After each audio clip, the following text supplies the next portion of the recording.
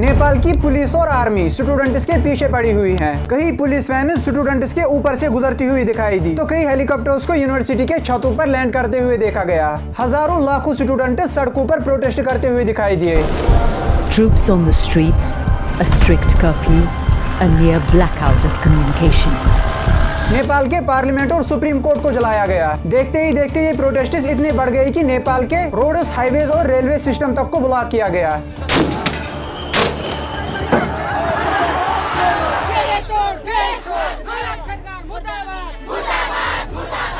नेपाल के prime minister KP Sharma Oli ने पहले ही रिजाइन करके देश को आर्मी के हवाले किया, लेकिन इसके बाद भी जब उनकी रेजिडेंस पर अटैक हुआ तो उन्हें इमरजेंसी हेलीकॉप्टर से रेस्क्यू करना पड़ा।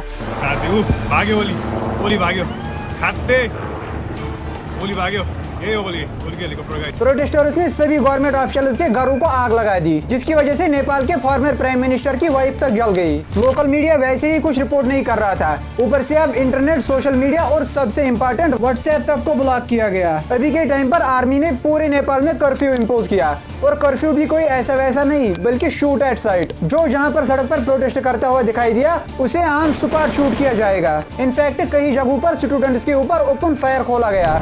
नेपाल में टोटल कितनी कैजुअलिटीज हुई हैं इंटरनेट और सोशल मीडिया शटडाउन होने की वजह से, इसका भी कोई ऑफिशियल रिकॉर्ड नहीं है। पूरा देश शटडाउन होने की वजह से नेपाल को $2 बिलियन का नुकसान हो चुका है। लेकिन सवाल यह है कि आखिर क्यों नेपाल के जनजी इतने वायलेंट हो गए और क्या कारण है इन प्रोटेस्ट्स के पीछे। And the most important question कि इंडिया की इंटरनल सिक्योरिटी पर इसका क्या थ्रेट होगा। इस पूरी सिचुएशन को समझते हैं आज की इस वीडियो में। Parliament was on fire, ministers were thrashed on the streets, the Supreme Court was torched, and the capital of Kathmandu was overrun.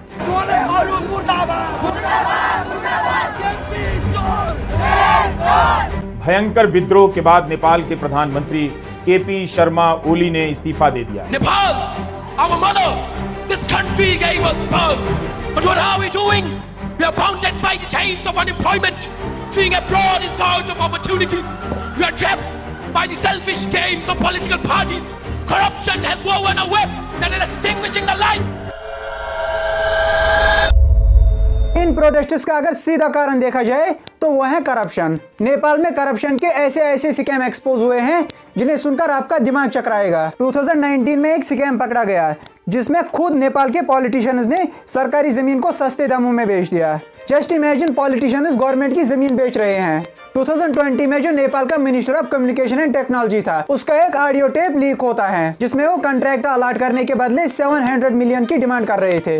हद तो तब हुई जब देश के फाइनेंस मिनिस्टर पर ही करप्शन के एलिगेशन लगे। जस्ट इमेजिन, देश का फाइनेंस मिनिस्टर ही चोरी कर रहा है। ये तो ऐसी ही बात हुई कि किसी फैमिली का हेड ही घर बेचता है। मतलब आप खुद ही इमेजिन करो कि देश का जितना भी फाइनेंस है, कहां पर क्या अलॉट करना है, ये पूरा कंट्रोल होता है फाइनेंस मिनिस्टर के पास। अब फाइनेंस मिनिस्टर ही यहाँ पर चोरी करता है तो क्या भला हो जाएगा इस देश का। और ये तो सिर्फ वो स्कैम्स हैं जो एक्सपोज किए गए, इसके अलावा कितने स्कैम्स हो गए जिसके बारे में किसी को पता भी नहीं होगा। और सबसे अनफॉर्चुनेट बात यह है कि इनमें से किसी भी मिनिस्टर को कोई भी सजा नहीं मिली, बल्कि आज के टाइम पर भी वो गवर्नमेंट में काम कर रहे थे। अब कुछ ही टाइम पहले नेपाल में सोशल मीडिया पर एक वीडियो वायरल हो जाता है जिसमें दिखाया गया कि कैसे इन पॉलिटिशियंस के नेपो किड्स नेपाल से बाहर फॉरेन कंट्रीज में मजे कर रहे हैं और यहाँ नेपाल के आम स्टूडेंट्स, आम लोग सफर कर रहे हैं। एक तरफ से अर्थक्वेक आ रहा है, फ्लड आ रहा है, विक्टिम्स को कोई भी रिलीफ नहीं दिया गया। इसके बदले जो पॉलिटिशियंस के अपने बच्चे हैं वो फॉरेन कंट्रीज में मजे कर रहे थे। जब सोशल मीडिया पर ये वीडियोस वायरल हो जाते हैं तो गवर्नमेंट ने इन सभी सोशल मीडिया ऐप्स को बैन करने का ऑर्डर दिया, जिसकी वजह से पूरी चिंगारी भड़क जाती है। Prime minister KP Sharma Oli के खिलाफ प्रोटेस्ट होने लगे और प्रोटेस्ट करने वालों का स्लोगन क्या था?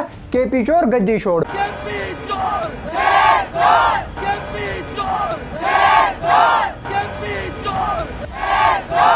Prime minister KP Sharma Oli ने इन प्रोटेस्टर्स को पहले पीस की अपील की, लेकिन इसके बाद भी जब पीस नहीं हुआ तो प्राइम मिनिस्टर ने खुद रिजाइन किया। Prime minister KP Sharma Oli ने लिखा कि मैं इन प्रोटेस्टर्स को कंट्रोल नहीं कर सकता हूं, इसलिए मैं इस्तीफा दे रहा हूं। लेकिन रेजिग्नेशन के बाद भी जब उनकी रेजिडेंस पर अटैक हुआ तो उन्हें इमरजेंसी हेलीकॉप्टर में रेस्क्यू करना पड़ा। मतलब बिल्कुल सेम टू सेम वही दंगे हैं जो 1 साल पहले बांग्लादेश में हो रहे थे। अब बांग्लादेश में क्लैशेस का रीजन था रिजर्वेशन और यहाँ पर है करप्शन। अब देखिए, नेपाल में अगर कुछ भी इंसर्जेंसी रही तो उसका डायरेक्ट थ्रेट होगा इंडिया की इंटरनल सिक्योरिटी को।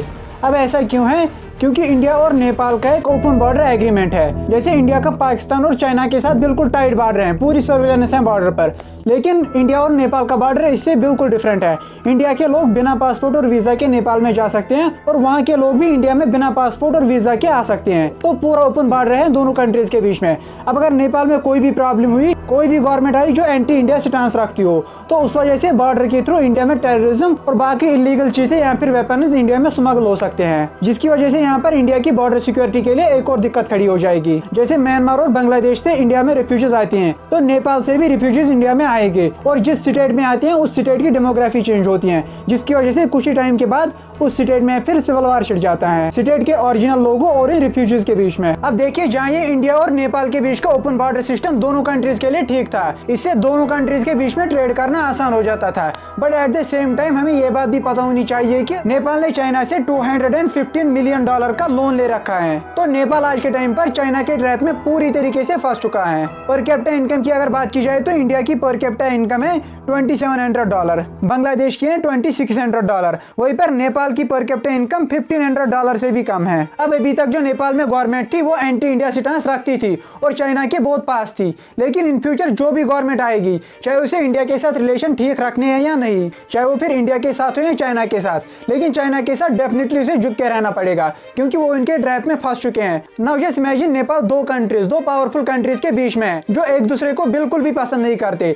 तो यहाँ पर आप समझो कि नेपाल का कितना क्रूशियल रोल है इंडिया की सिक्योरिटी के लिए। और पास्ट की भी अगर बात की जाए तो पाकिस्तान ने मल्टीपल टाइम्स नेपाल को एक लॉन्चिंग पैड की तरह यूज किया है इंडिया पर अटैक्स करने के लिए। जैसे 1919 की IC-814 हाईजैक हुई थी, तो वो हाईजैकिंग भले ही पाकिस्तान ने की थी, लेकिन वो फ्लाइट नेपाल के काठमांडू से ही टेक ऑफ हुई थी। सिमिलरली 2013 में एक पाकिस्तानी अब्दुल करीम टुंडा को नेपाल के बॉर्डर से पकड़ा गया, जो इंडिया में आके एक्सप्लोजिव वेपन्स बना रहा था।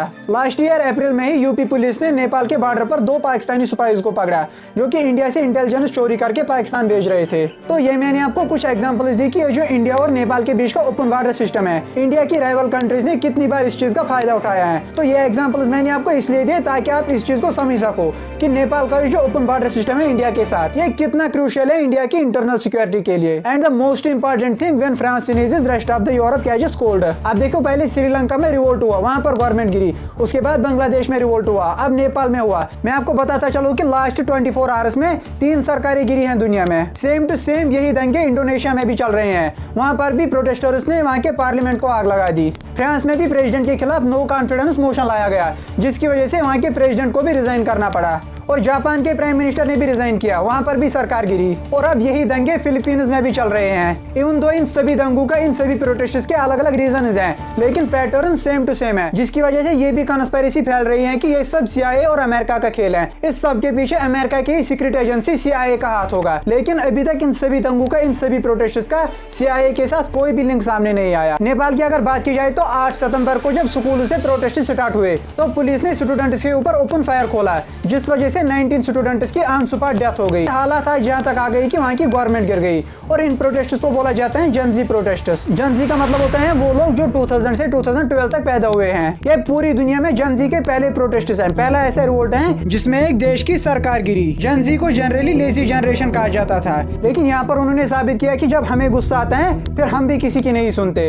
अब फ्यूचर में उन्हें क्या करना है इसका भी कोई क्लियर रोड मैप नहीं है, लेकिन इतना बोला जाता है कि अब नेपाल में एक इंटरिम गवर्नमेंट बनने वाली है, जिसके प्राइम मिनिस्टर काठमांडू के मेयर बिलेंद्र शाह को बनाया जाएगा, जो कि सोशल मीडिया पर काफी एक्टिव हैं। इस वजह से जनजी उनके साथ अच्छा खासा रेजोनेट करते हैं। अब बोला जाता है कि इसी को अब नेपाल का नया प्राइम मिनिस्टर बनाया जाएगा। लेकिन कुछ ही दिन पहले इंडिया ने ईस्ट में ही अपने पड़ोसी म्यांमार पर भी एक ऐसे ट्राई की थी।